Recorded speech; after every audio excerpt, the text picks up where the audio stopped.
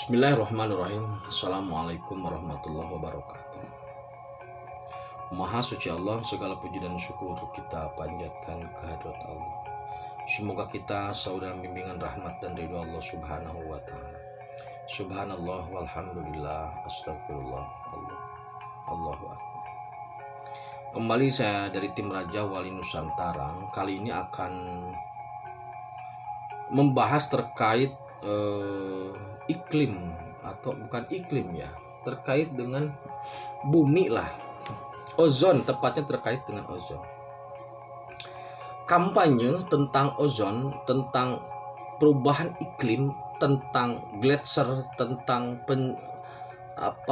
meningkatnya suhu bumi, tentang tenggelamnya pulau, pemanasan global, itu menjadi kampanye yang sangat luar biasa besar, sehingga membangun mindset bahwa kita akan punah jika tidak seperti yang dikampanyekan.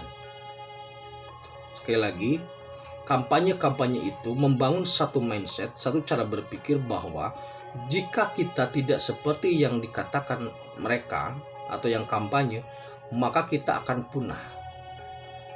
Jadi kampanye ini membangun satu skenario besar yang melampaui kehendak Allah. Itu harus hati-hati. Ozon. Jadi kampanye yang saat ini beredar begini, sederhananya begini. Perilaku kita terkait dengan karbon, perilaku kita terkait dengan pembakaran hutan dan sebagainya, efek gas rumah kaca, itu bisa merusak ozon. Merusak ozon, melubangi ozon, membuat ozon tipis. Kemudian karena ozonnya tipis atau bocor, sinar matahari masuk lebih panas. Tidak ada saringan. Ozon itu posisinya di lapis luar bumi. Jadi setelah di luar atmosfer lah, di antara di ruang hampa udara. Nah, ketika ozonnya tipis atau ketika ozonnya bocor, maka sinar matahari akan masuk lebih panas. Ketika sinar matahari panas, maka lapisan gletser atau es di kutub akan mencair.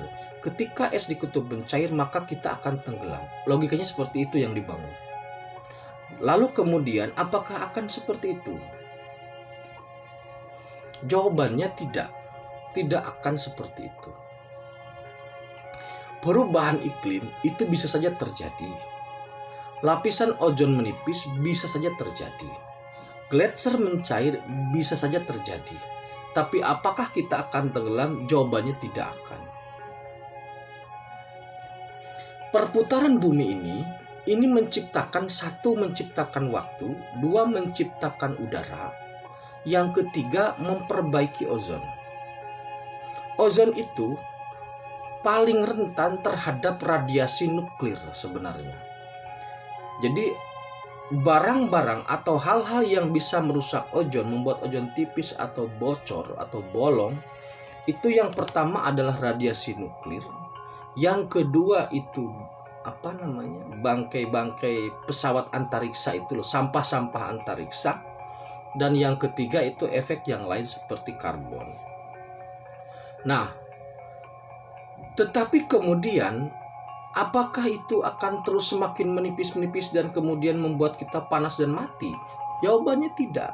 Karena apa? Ada black hole. Jadi di jarak sekitar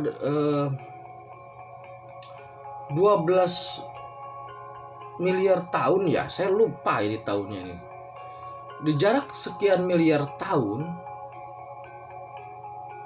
itu ada black hole. Tahun cahaya maksudnya ya. Itu ada black hole. Black hole ini fungsinya apa? Fungsi dari black hole ini, jadi black hole itu semacam energi ya. Semacam ini vacuum cleaner. Black hole itu sebenarnya itu vacuum cleaner yang Allah ciptakan untuk apa? Untuk menyedot radiasi nuklir, untuk menyedot sampah ruang angkasa, untuk menyedot serpihan-serpihan dari benturan-benturan planet atau bintang di antariksa. Yang karakteristiknya sampah Allah takdirkan, Allah kodokkan, Allah perintahkan kepada black hole agar disedot. Supaya apa? Supaya bumi bersih, supaya jagat raya bersih. Itu. Jadi sampah-sampah antariksa yang bisa merusak ozon yang terletak di sana, kalau yang jatuh jelas ya. Ini yang tidak jatuh itu akan disedot oleh black hole. Nah, kemudian kalau perubahan iklim itu bisa saja terjadi alamiah ya, atau bisa juga karena faktor manusia. Apakah kalau panas bertambah kemudian gletser mencair kita akan tenggelam? Jawabannya tidak. Bagaimana? Jadi gini saudara, ketika gletser mencair itu kan menjadi air di lautan, permukaan air laut akan naik. Oke, naik. Matahari itu salah satu fungsinya adalah menyerap air laut, menjadikannya embun atau menjadikannya udara yang lembab untuk sebagai bahan hujan. Jadi ditarik ke atas. Ketika ditarik ke atas, tidak ada satupun, ini kehendak Gusti ya, ketika matahari sudah menyerap air dari laut, karena katakanlah air laut itu naik kelebihan dari gletser lah begitu, maka nanti hujannya itu akan dijatuhkan di tempat-tempat yang masih tandus. Kehendak Allahnya begitu. Jadi nanti umpamanya nih, seumpama sajalah semua gletser mencair, diserap matahari menjadi awan lah sebagai bahan hujan. Bahan hujannya itu akan Allah geser ke tempat-tempat yang tandus seperti halnya di daratan di Afrika. Maka nanti Afrika itu akan hijau. Buktinya saat ini Arab sudah hijau, sudah mulai menghijau. Jadi volume bumi ini tetap, air itu tetap. Sebagian sekarang menjadi es, sebagian mencair. Kalau nanti esnya dicairkan, gletsernya dicairkan, maka kelebihan itu akan dipindah ke gurun. Begitu sederhananya. Oleh karena itu, teori-teori tentang perubahan iklim jangan melampaui. Maksudnya jangan membangun opini. Berteori bolehlah.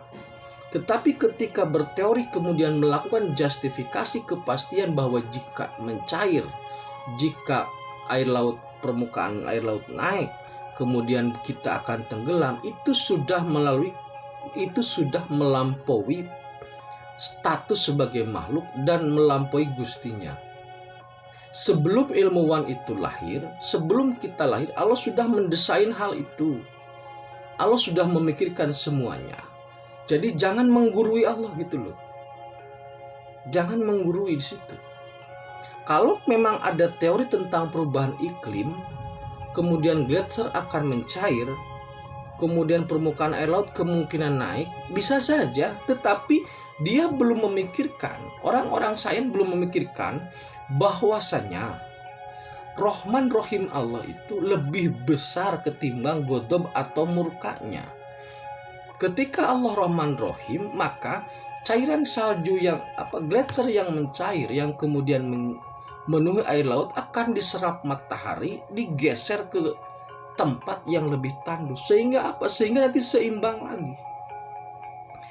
Kalau katakanlah Afrika terus-terusan diguyur hujan, maka nanti semua akan hijau. Sebanyak apapun gletser, pindahkan ke Afrika.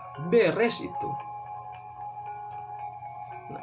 Jadi teori yang ada tentang perubahan iklim itu sudah melampaui, sudah seperti menggurui Gusti itu. Bahwasanya jika ozon bocor, cahaya matahari yang diterima akan lebih panas, gletser akan mencair, permukaan air laut kita akan tenggelam. Itu luar biasa. Seolah-olah teori itu menjadi suatu kepastian dan menafikan kehendak Allah. Allah itu Rahman Rahim. Sebelum dia lahir Allah sudah memikirkan semuanya. Itu yang tidak bisa dicapai oleh sains. Kehendak Allah tentang Rahman Rahim Allah, tentang Ghadab Allah tidak bisa dijangkau dengan sains. Sehingga runtutannya logis, tetapi sebenarnya membunuh diri sendiri, menggurui Gustinya. Maka oleh karena itu Hal terbaik yang harus kita lakukan adalah pertama, menjaga lingkungan, menjaga kebersihan dan sebagainya. Tetapi jangan melupakan bahwa Allah itu Rahman dan Rahim, tidak akan tenggelam. Terima kasih. Tetap tingkatkan iman dan amal soleh. Akhirul kalam. Assalamualaikum warahmatullahi wabarakatuh.